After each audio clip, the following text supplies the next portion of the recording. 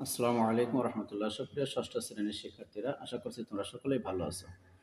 এখন আমি তোমাদেরকে সমাধান করে দেখাবো অনুশীলনী 1.6 এর 23 নম্বর প্রশ্ন।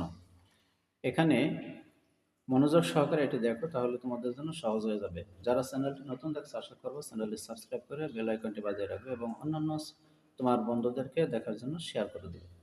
এখানে লেখা আছে, আব্দুর রহমান তার সম্পত্তির 0.125 অংশ স্ত্রীকে দান করলেন। বাকি সম্পত্তির 0.50 অংশ পুত্রকে এবং 0.25 অংশ কন্যাকে দান করলেন। এরপর তিনি দেখলেন অবশিষ্ট সম্পত্তির মূল্য 3,15,000 টাকা। তার মোট সম্পত্তির মূল্য কত, এটা আমাদের বের করতে হবে।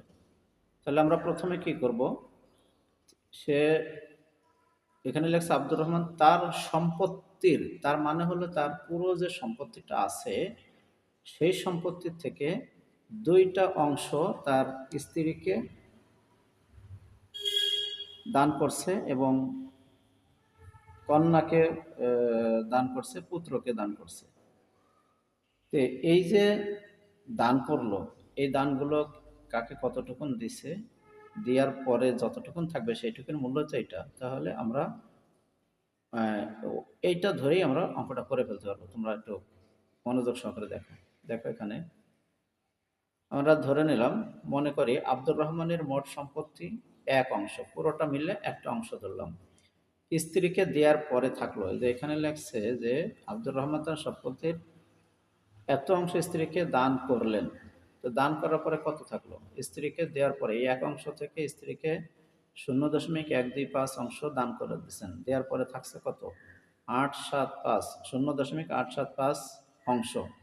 এই অংশের আবার এখান থেকে যে অংশটা যে অবশিষ্ট আছে, এই অংশটার অর্ধেক অংশ, এই 0.875-এর 0.50, তার মানে এইটার অর্ধেক অংশ দিয়ে দিছে পুত্রকে। কাকে দিছে? পুত্রকে। এই যে এর মানে তো গুণ, তোমরা জানো। এই যে 875, এটাকে এই দশমিক উঠায় দিয়ে নিচে এই দশমিকের জন্য একটা 1 আর এই 3 শূন্যের জন্য 3টা শূন্য নেওয়া হয়েছে, গুণ এই দশমিকের জন্য একটা 1 আর এই 2 ঘরের জন্য 2টা শূন্য নেওয়া হয়েছে, আর 50 মতো থাকছে। তো এখান থেকে কি করা হয়েছে, 0 কেটে দিলাম, আর এই 5 দিয়ে 10কে ভাগ করলে 2 পেলাম। এখন এই 2 দিয়ে 1000কে গুণ করলে 2000 হয়, আর এই 875 মতো থাকলো এত অংশ। এখন এই 875কে যদি 2000 দিয়ে ভাগ করা হয়, তাহলে এই অংশটাই আসে, যে 0.4375 অংশ। এটা পুত্রকে দিলেন। তো পুত্রকে দেওয়ার পরে আমাদের এরপরে বের করতে হবে কন্যাকে যে অংশটা দিছে। কন্যাকে দিছে ওই যে 875 এর 0.875 থেকে 4/1 অর্থাৎ 0.25। এটা হলো, এটাকে বলা হয় 4/1।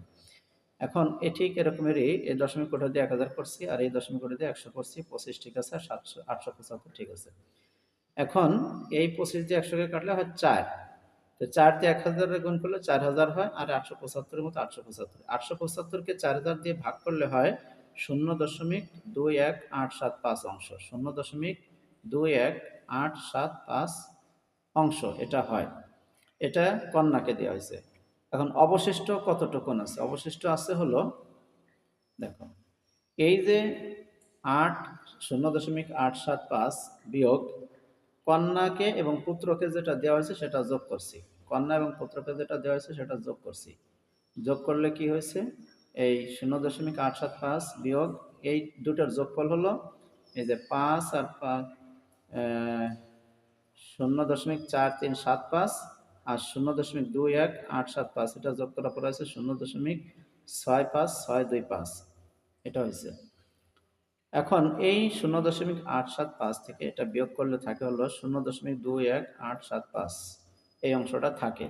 এটা হলো এই অংশ থেকে দুইজনকে দেওয়ার পরে এই অংশটা আছে। এখন এই অংশের মূল্য হলো 3,15,000 টাকা। দেখো এখানে লেখা আছে 0.2875, এই অংশের মূল্য হলো 3,15,000 টাকা। তাহলে এক অংশের মূল্য কত হবে? এক অংশের মূল্য এটা ভাগ এটা, এটা দিয়ে ভাগ হবে এই টাকাটাকে। তো যখন ভাগ করা হবে তখন ভাগ করলে দাঁড়াবে কত? এই একক, দশক, শতক, সহস্র, অযুত, লক্ষ, 14,40,000 টাকা। এই 14,40,000 টাকা হলো আমাদের উত্তর। তো আশা করছি তোমরা বুঝতে পারছো অঙ্কটা কিভাবে করতে হবে। তোমরা ক্যালকুলেটর ব্যবহার করবে। ভাগ, যারা যোগ বিয়োগ গুণ ভাগ একটু কম বোঝো, ক্যালকুলেটর ব্যবহার করলে তোমাদের জন্য সহজ হয়ে যাবে। তো এখন আমি দেখাবো তোমাদেরকে পরের অঙ্কটা। এটা 23 নম্বর দেখালাম, 24 নম্বরটা এখনই দেখা দেবো। 24 নম্বর একটা সৃজনশীল গণিত।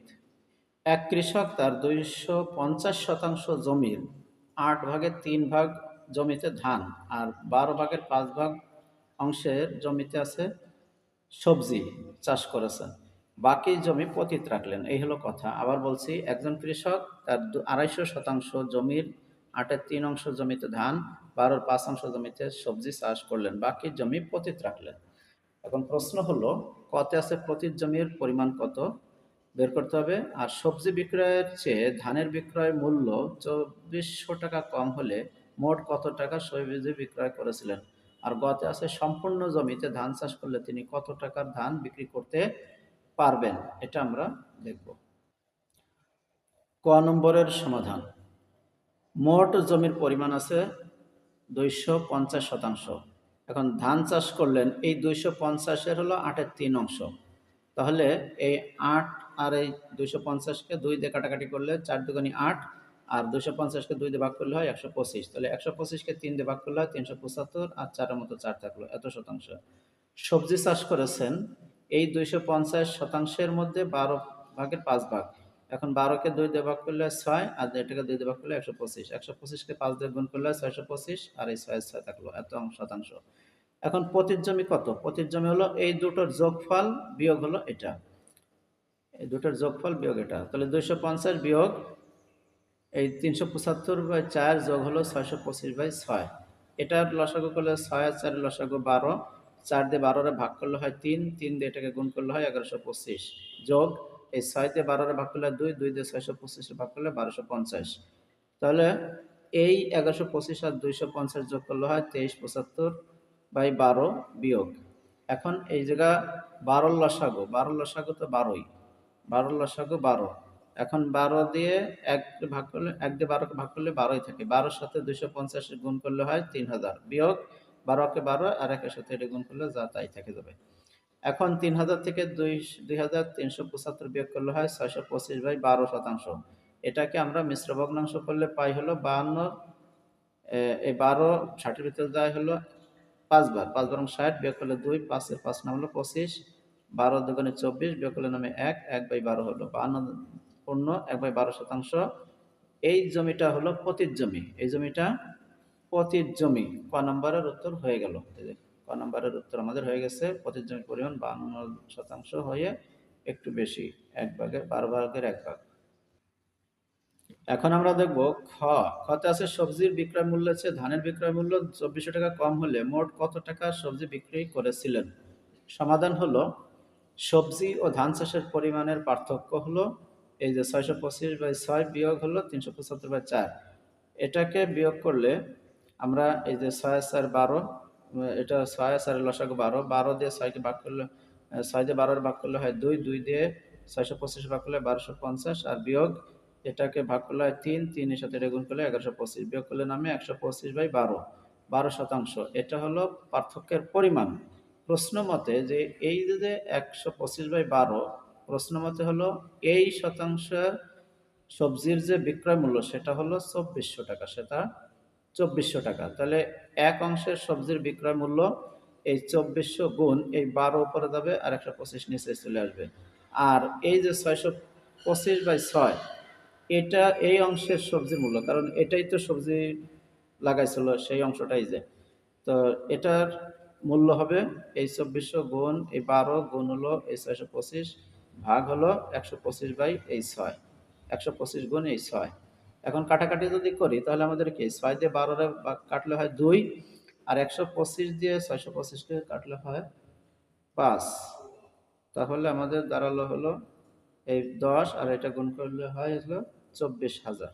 এই 5 গুণে 10, 10-এর সাথে 2400 গুণ করলে 24,000 টাকা। তাহলে সবজির বিক্রয় মূল্য হবে হলো 24,000 টাকা। এখন দেখব গতে, সম্পূর্ণ জমিতে তিনি ধান চাষ করলে তিনি কত টাকার ধান চাষ করতে পারতেন, এটা হলো আমাদের দেখাতে হবে এখন।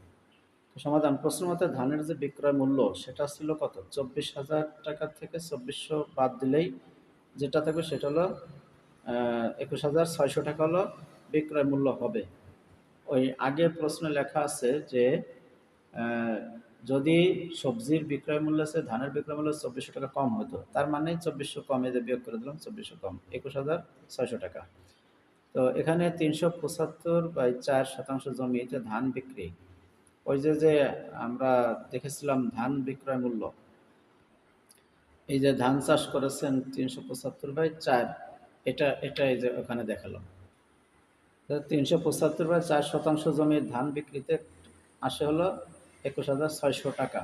অর্থাৎ 1 শতাংশ জমির ধান বিক্রিতে আসে কত, এই 21,600 গুণ হলো এই 4 উপরে যাবে, নিচে আসবে 375। আর 250 শতাংশ জমিতে যখন ধান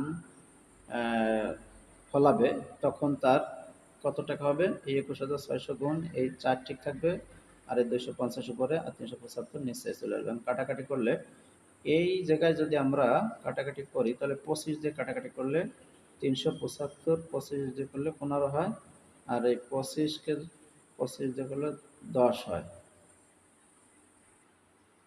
250-কে 25 দিয়ে কাটলে 10 হয়। তো এই হলো কাটাকাটি করলাম।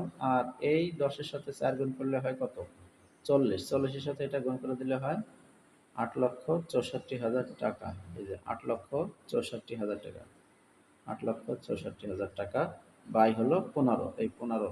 এখন 8,64,000-কে 15 দিয়ে ভাগ করলে হবে কত, একক, দশক, শতক, সহস্র, অর্থাৎ 57,600 টাকা, 57,600 টাকা। এই 57,600 টাকা হলো সে যদি তোমার এই 250 শতাংশ জমিতে ধান চাষ করতো, অর্থাৎ 250 শতাংশ, 250 শতাংশ জমিতে ধান চাষ করলে মোট জমির ধান বিক্রি হতো একক, দশক, শতক 57,600 টাকা। এটাই হলো উত্তর। আশা করছি সৃজনশীল গণিতটি তোমরা বুঝতে পারছো।